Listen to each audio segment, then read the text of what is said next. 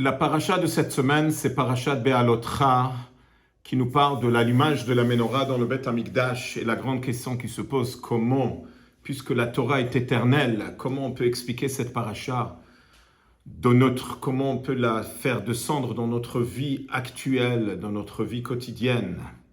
Et là vient l'explication exceptionnelle du Rabbi, se basant sur une Gemara, que la Gemara dit que même que Aaron HaKohen, c'est lui qui devait allumer la menorah, mais halachiquement, c'est marqué que Hadlaka Kshera Bezar, qui veut dire l'allumage de la menorah, un étranger peut allumer la menorah. Ça veut dire même quelqu'un qui n'est pas un Kohen, il est un Lévi ou un Israël, il peut allumer la menorah. Le Rabbi est parti chercher ces trois mots que la Gemara a dit, quelque chose d'incroyable. Et il a expliqué, quand on parle de la mitzvah de l'allumage des bougies, on a tous une âme qui est une bougie. Comme il dit le pasuk, Ner Hashem Nishmat Adam.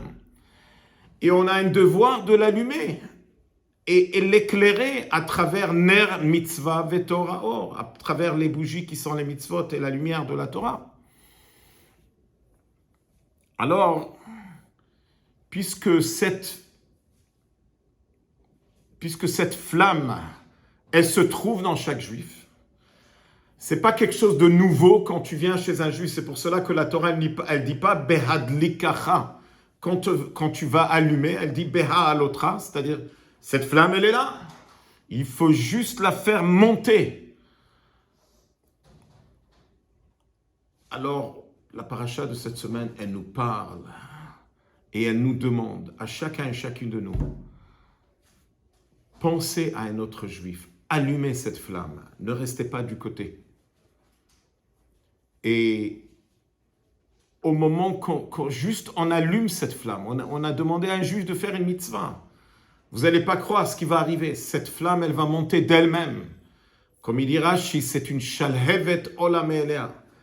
En d'autres mots, quand tu approches un juif que toi, tu penses qu'il est complètement éloigné et complètement perdu et tu penses que ça ne va pas lui parler parce qu'il est complètement dans un autre monde, c'est faux. Quand tu vas l'approcher, tu vas lui demander de faire une mitzvah et il va faire cette mitzvah. Tu vas juste faire monter une flamme qui existe déjà là-bas. Je voudrais partager avec vous une histoire.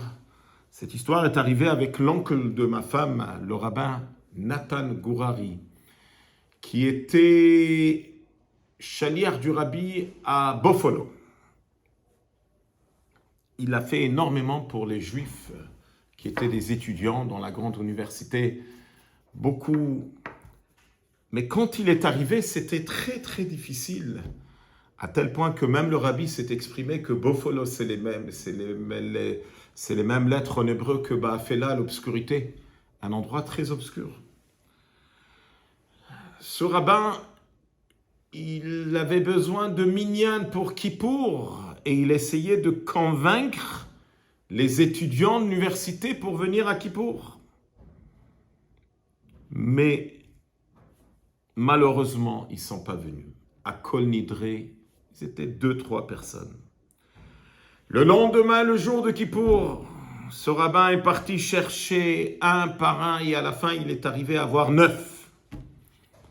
Mais ils sont venus, ils n'étaient pas vraiment motivés. Mais quand il a fini la prière de la Hamida, il se retournait vers le Kahal pour commencer à la Chazara.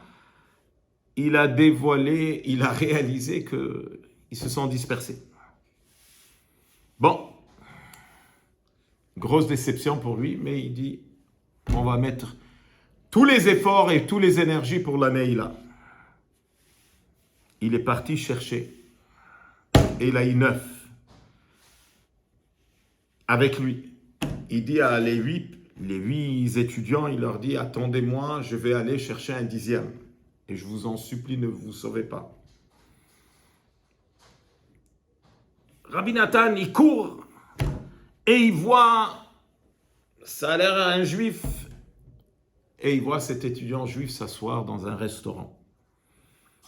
Sans rentrer trop, il rentre, il dit « J'ai besoin de l'aide pour la minyan Neila, c'est qui pour aujourd'hui, tu dois arriver. » L'étudiant lui a dit « Regarde, je serais heureux de vous aider, mais maintenant, il y a exactement les menus que j'adore dans le restaurant. » Vous pouvez imaginer Rabbi Nathan que sa tête, c'est dans Neila, et le gars, sa tête est dans le restaurant et dans le manger à Kippour. Rabbi Nathan, il dit, j'attends. Tu vas finir et après on va aller ensemble. Et le gars, il a pris le temps pour manger. Bon, à la fin, il a fini et il marche avec Rabbi Nathan. Rabbi Nathan était content que tout le monde a attendu.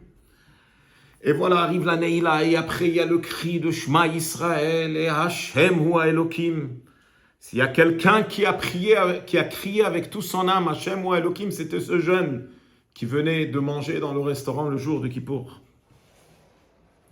Cette Neila a changé sa vie.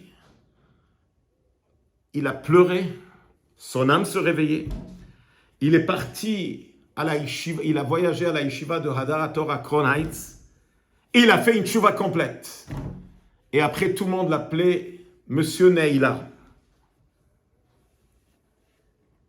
Qui a donné cette force à ce rabbin?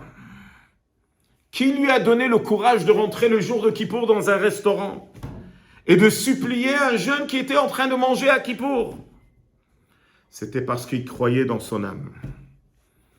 Il savait que dans ce étudiant qui est en train de manger à Kippour, il y a une âme juive. Une âme qui est une partie profonde de Dieu lui-même. Et peu importe, c'est pas important ce qu'il est en train de faire. Ce qui est important, c'est ce qu'il y a à l'intérieur de lui. Nous sommes 1 semaine et demie avant ce grand moment de la Hiloula du Rabbi. C'est le moment de se connecter et de s'inspirer de ce grand Rabbi qui s'est jamais découragé d'un juif, que toujours quand il regardait un juif et ne voyait pas son extérieur, il voyait son intérieur. Shabbat Shalom.